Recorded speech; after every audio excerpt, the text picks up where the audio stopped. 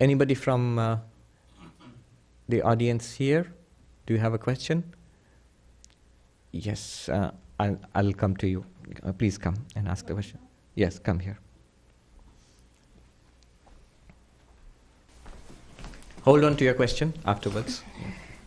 Namaste, Swamiji. My name is Nilanjana. I've Yes. come from Delaware. Yes. So I've been listening to your talks on YouTube, and you talk about this one consciousness. Yes. And so I've also been reading Swami Vivekananda's complete works. Yes. And he mentions a plane of superconsciousness. Yes. And he urges our minds to go there. Yes. So I wanted you to explain to us what this level of or plane of superconsciousness is and how do we get there.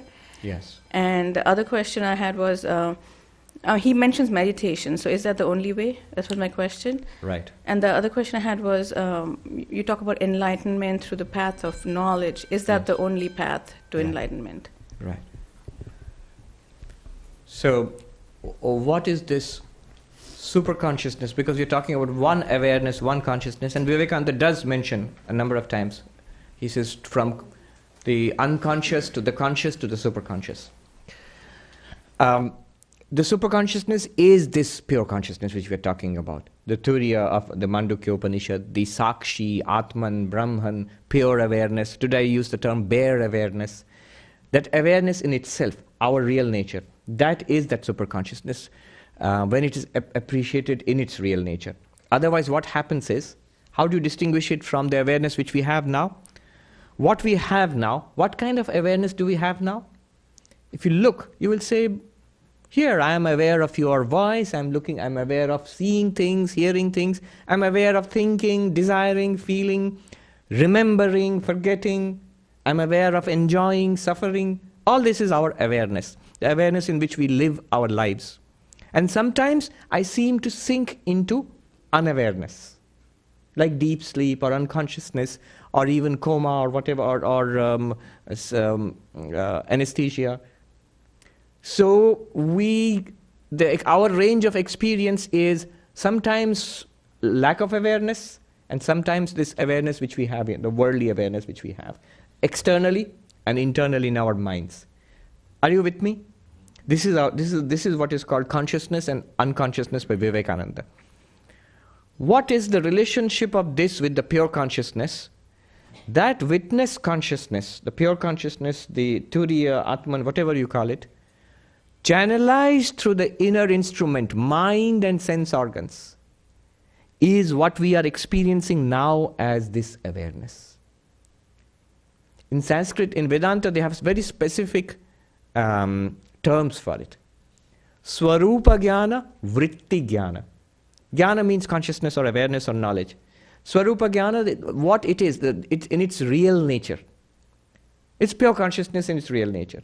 Vritti jnana means the mind undergoes modifications. You just think something, you're listening to my words. As the words enter your ears and are transmitted to your mind undergoes waves. When you listen to my words and recognize them and get the meaning, or suppose I do not get the meaning, that lack of comprehension, these are all waves in the mind. These are called vrittis. And that consciousness, when it shines upon these vrittis, it is called vritti chaitanya or vritti jnana. That is what Swami Vivekananda calls the ordinary consciousness. Consciousness in itself, Swami Vivekananda calls it super consciousness.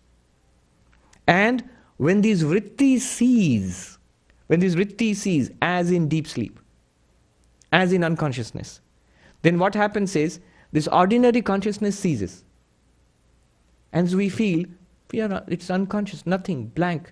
But that pure consciousness is continuously there. There are no vrittis, no movements of the senses or the minds to illumine. So a blankness is there. Our attention is on the blankness. We think nothing, blank.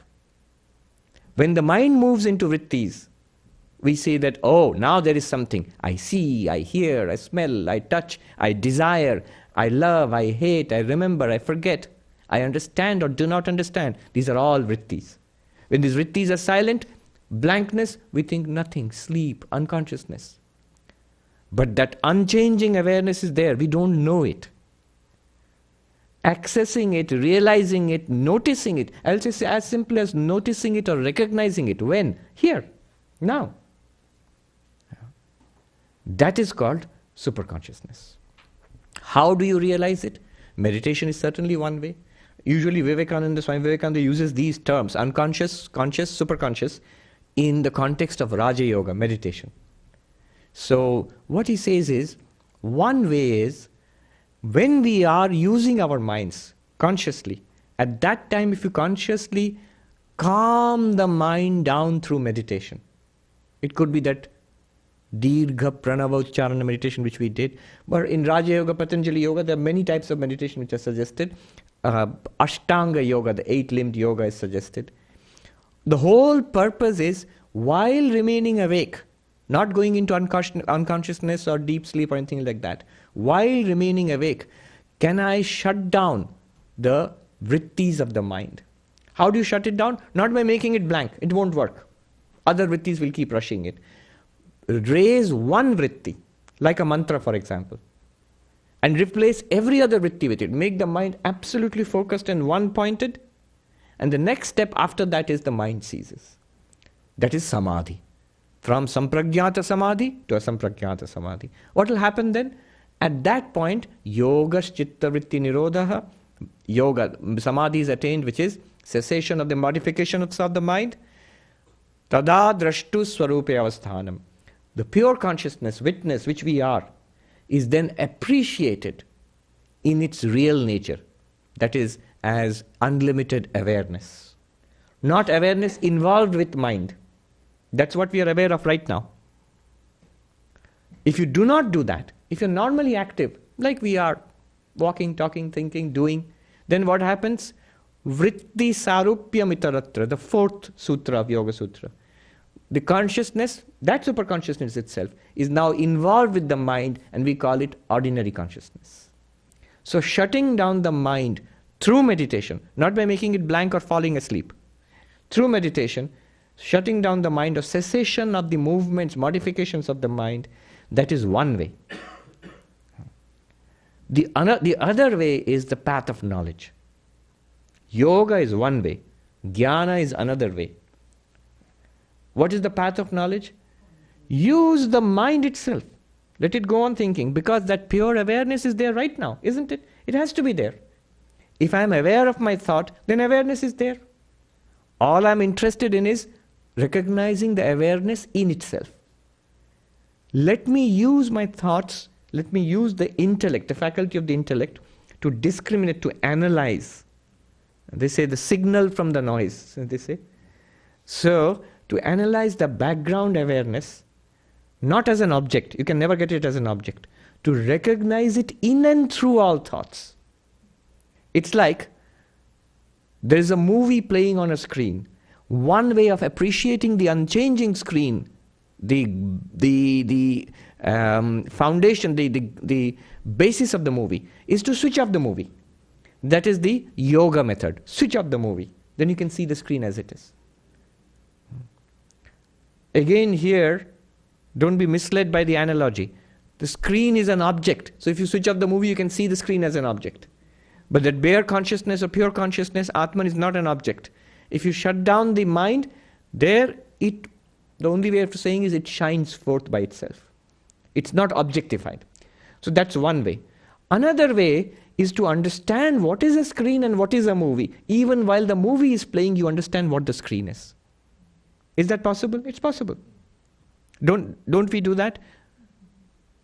When the movie is playing, you know what a screen is. So when the movie is playing, if I tell you, here in the movie, while things are happening, there's action going on, do you understand and notice the screen also? You don't see it as such because you see the pictures. But in a sense, you see the screen also. After all, what else are you seeing except the screen itself? You will say, yes, I know. Even while the pictures are on, the movie is on, I know what is the screen. I know absolutely, I'm clear about the screen.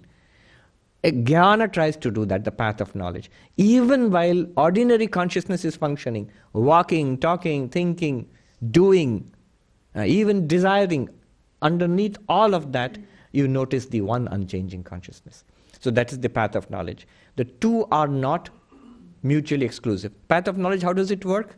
We have tried it many times here. Drigdrishya Viveka is one way, the seer and the seen.